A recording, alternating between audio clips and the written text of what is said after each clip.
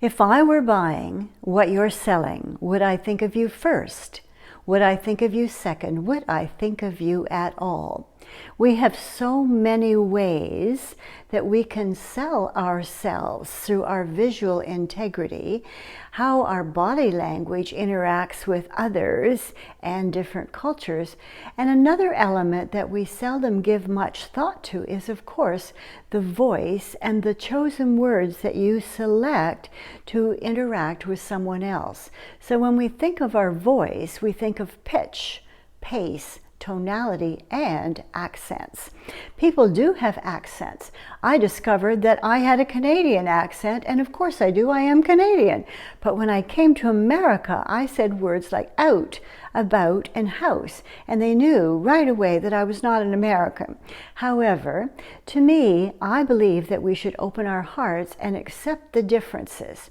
Fortunately, I grew up in many different areas, and I had people of friends of many different cultures: Chinese, Japanese, East Indian, and Northern Europe, and I was fascinated by it all. However, perhaps you find it a barrier. And I think when you open your heart, you're going to find a difference, that everyone has similarities. They love their children and they want to have friends in their new country. So when we think in terms of the accents, we can learn to soften the accent.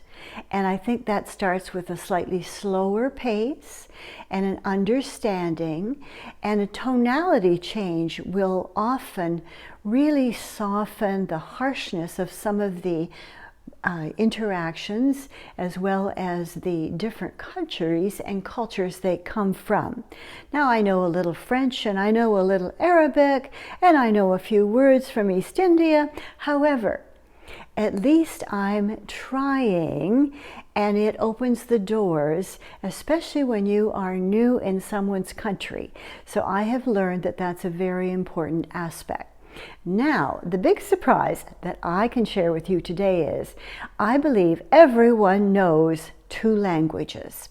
So if we're in North America and we were born here, we know English, and we're generally pretty good at English. However, we see a lot of casualness without proper pronunciation, a lot of slang, and words that really aren't words at all.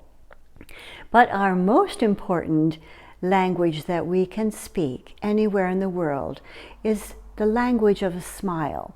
So when you smile, you break down the barriers of anything that stands between the two of you.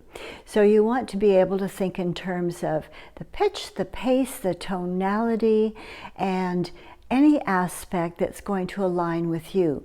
So you'll notice I'm using a soft modulated voice that's almost like a song, and that's one of the ways to be able to break down the barriers of communication and build trust. So I recommend some voice coaching, as well as the tonality and the words.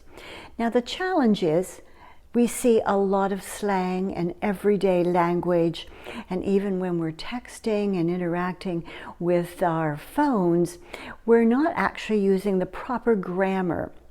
And so it makes it a little more challenging when new people come to our country. When we're using slang, they don't understand their words.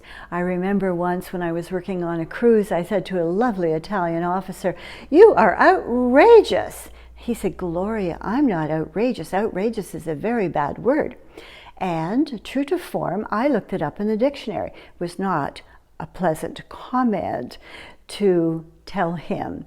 So he knew, and I didn't know as well as he knew for that one word. But when you think in terms of the tonality, the pitch, the pace, and the heart-to-heart connection that you have, you can learn to understand someone. But tonality changes can be very, very effective, and I highly recommend them. And when you practice learning a new language, it's about the accents as well. So accents can be very effective. However, we might need to soften it for a tonality that makes us more welcome by other people. Gloria Starr, leading the way for leadership, communication skills, executive presence, and business etiquette.